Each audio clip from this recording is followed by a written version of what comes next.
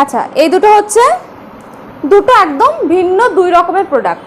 একটা হচ্ছে রিকর্ডের লাইফলাইন, একটা হচ্ছে পিএসসির মেকআপ ব্লেন্ডার বা পিএসসির মেকআপ মিক্সার। এটাও কিন্তু মেকআপ মিক্সার হিসেবে কাজ করা যায়, অ্যাজ এ প্রাইমার হিসেবে কাজ করা যায়।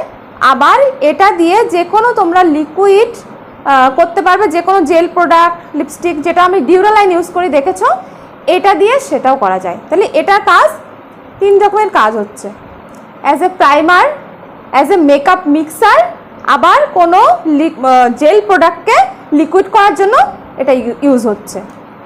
এবার দেখো, এই দুটো কিন্তু পুরো ভিন্ন সিজনে ইউজ হবে।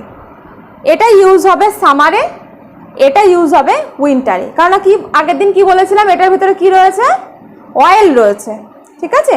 তো যেহেতু অয়েল রয়েছে, গরমের সময় আমরা অয়েল ইউজ করতে পারবো না, তো গরমের সময় আমাদের কি ইউজ করতে হবে, এটা এটা অ্যাজ এ ম্যাজিক ড্রপ।